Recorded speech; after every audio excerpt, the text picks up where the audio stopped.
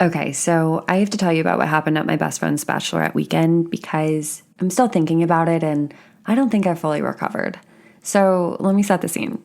I'm sitting in a circle of girls I just met for the first time. We're all sitting on the living room floor playing this card game. You basically pull these questions out of a box, the kind that want some kind of vulnerable overshare. One of the girls goes first and she's talking about a breakup she's still not over. Everyone is totally there for her. And then another girl admits she cried in the car before the trip, and it's like, okay, we're doing this. Everyone's getting real really, really fast, and I was fully down for it genuinely. Until it got to my turn. I pulled my card, read it to myself, and asked if I could skip. My best friend grabbed it out of my hand before I could stop her. Skip? What are 3 things you love most about yourself? Lisa, you can't be serious. She reads it out loud to the whole circle, and then she starts cracking up because, of course, that would be the one I wanted to skip. It's not that I don't love 3 things about myself, it's just that I loved my old self so much more, and I wasn't about to do this whole trauma dumping thing in a circle of strangers during a card game. You understand why I skipped it, right? I'm just not that person. But I'll tell you a bit more about who my old self was since you're already here. She's effortless in every photo, never sweats, never explains herself, never apologizes for leaving a party without saying goodbye. She has a vibe everyone has tried to copy, and no one has ever quite landed it. She knows they've tried, and well, she'll never say a word about it because saying something would just kind of ruin the whole thing. I'm the one telling you the story, so obviously we're talking about the cool girl, which I'm assuming is the whole reason you're here in the first place. So, quick backstory. I started this whole content era, becoming visible online and telling my own stories to hundreds of thousands of people about 4 years ago. Before that, for most of my 20s, I was a television producer, freelance, which meant I could disappear for 3 or 4 months at a given stretch, shooting on location, completely unreachable. But in between jobs, I'd be fully in LA with nothing but time on my hands, which came with its own kind of chaos. There was never really a way to predict which version of me you would get. Honestly, that unpredictability was the whole appeal, for me and for everyone around me. Back then, I did things just for fun. I dated an NFL player because it was fun. I dated musicians and DJs and actors because that was also fun. I looked past so many red flags because those were always the better stories. A better invite, a better night, and better nights were the entire point of even being in the entertainment industry in the first place. My weekend started on Wednesday. I lived somewhere between Santa Monica, Venice, and Beechwood Canyon, and every other neighborhood that made my mom a little nervous. I was on a schedule nobody could predict, including me. My laundry never made it into the drawer. I pulled things straight out of the dryer because I had better things to do than fold my t-shirts. I knew the barista at every small coffee shop by name, and they had my order memorized. I'd go to farmers markets on a random weekday and sit in the park and journal my heart out because those are the things you do when you don't have a job. I smoked cigarettes on balconies and collected stories I still can't fully tell without exposing half of Hollywood. And here's the part that's actually kind of funny in hindsight. Every new girl who came into my life tried on my exact skin for about 6 weeks. Usually I let them because more girls to go out with meant more DJs to invite us into the DJ booth and more 3 a.m. after parties. They went blonder, got tanner, and learned how to appear extremely busy despite having a wide open schedule. It was always amusing to watch. Seeing someone slowly attempt to become you is one of the most flattering things that can happen to a person. It was beautiful. It was also completely unsustainable, and some tiny part of me probably already knew that.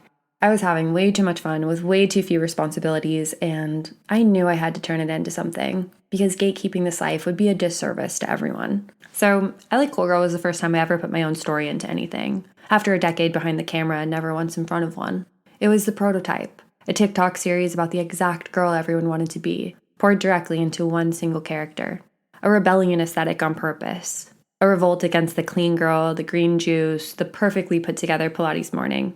She was messy on purpose, unpolished on purpose, a puzzle you had to actually earn the right to decode, not a highlight reel asking you to buy something. And truthfully, if I'm being honest, I wanted her to live in her own tiny bubble, which was sweet and very naive because no one warns you that going viral has a dark side. How do I even begin to describe it? I guess you could say the gates of a very specific hell open. Virality kind of draws in a mass amount of people who simply can't process anything outside of their own experience. So instead of admitting they really don't even understand, they tell you, loudly, what you meant. Whether or not it's what you actually meant at all, and whether or not you're standing there listening to them all get it wrong. And there's not much you can say back because hundreds of thousands of people do not enjoy being told they're wrong. So where do you even go from there, honestly? That's when, slowly, without even fully noticing I was doing it, I started diluting my own voice, sharing less, explaining more, staying closer to the surface because surface level doesn't drop blood. I'd be surprised if you haven't done some version of this too, honestly. Made yourself a little smaller, a little cleaner, a little easier to swallow, so there'd be a little less of you left to criticize. Now at this point, you might be thinking, okay, what actually happened to that girl and how do I become her? Totally fair, and we'll get to that. But first, here's the part I'm still trying to make sense of, honestly, even as I'm telling you this right now. At some point along the way, slowly, without even deciding to, I turned into the exact thing I never wanted to be, the influencer. Because, honestly, it's much easier to be the cool girl when you're on your own, bouncing between apartments and freelance jobs, and everyone's responsible for making dinner for 2 people. Now, as you might know, I live with my boyfriend, who wears business casual to an office, an actual office with actual hours, with coworkers and corporate lingo and a 401k I still know nothing about. I stay home with our dog and I make content about a life I'm not fully living anymore, because I genuinely cannot remember the last time my weekend started on a Wednesday. And I don't really know how to say this, but we get really excited about a 6:30 dinner reservation. I'd rather pluck my eyes out than go to a music festival. And I'm fully exhausted if I talk to more than like 3 people in one day. I do wake up at 5:30 for Pilates. I obsess over our dog's every move with the exact same intensity I used to reserve for wondering if a guy who ghosted me was still thinking about me. And while I look in the mirror and wonder how I became this version, I think about my best friend reading that card out loud, and I see the girl who's actually looking back at her. Not the yacht girl, not the one with the story about every balcony in Beechwood Canyon, but the girl who has started, completely unprompted, color-coding a shared calendar with her boyfriend. So here's the actual question underneath all of it, and I don't even fully have the answer yet. Did I lose the plot of my own life? Or is this what I genuinely wanted the entire time? I think that what happened is I only ever knew how to picture the idea of my future, never the actual Wednesday it would feel like once I had it. And here's the even truer version, the one that I don't say out loud very often at all, not even to myself. Being the cool girl was never really about freedom the way I thought it was. Freedom to be different and misunderstood and creative and carefree without making apologies for it. That wasn't an act and it wasn't a personality I was selling. That was just the real me, and I knew people wanted it. And there was a lot of tension there because when someone realizes they can't hold you, they can't make sense of you, and they certainly can't keep you, it builds obsession. And once you try to teach that or tell them your secrets or you risk getting too close, it creates this certain type of prison. And once you realize you're stuck, you have to plan your escape. I was always so good at disappearing. Staying is the thing I never once practiced. So unless you're going to be 25 forever, the future starts to become extremely uncomfortable. And that's kind of where I am now. I do still feel 25 on some days. But I also feel like an old soul who keeps getting sent back to Earth 100 million times to learn the same lesson. Something that doesn't involve torturing boys and staying professionally deeply aloof. And learning this lesson, whatever it is, has been pretty anticlimactic, honestly. I kind of just feel like I'm failing in real time because I didn't know that living your dream would be so boring compared to your old life. But despite what I've learned about becoming an accidental influencer, that past version of me has never really stopped mattering. She was the friend who would tell you not to care and actually show you how to do it. She'd sit with you on the couch like it was a therapy session and examine the whole situation from every angle. Because when you love someone, you care what happens to them and you get deeply invested in their success. She was genuine and present, and she could spend an entire night never checking her phone once. She wouldn't do a brand deal because the entire appeal of her was that none of it was for sale. And I just kind of have a feeling that you've spent some serious time doing your own version of this. Quietly deciding that you need to be smaller, cleaner, more digestible, just to fit into someone else's mold.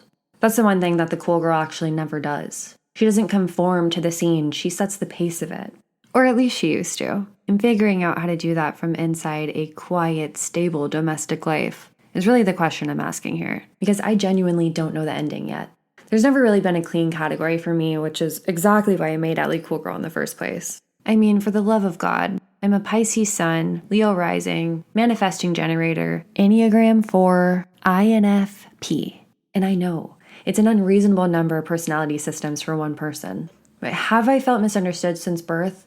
Yes. Do I need to feel everything at 200% intensity at all times? No. Which is exactly where the disappearing part comes into play.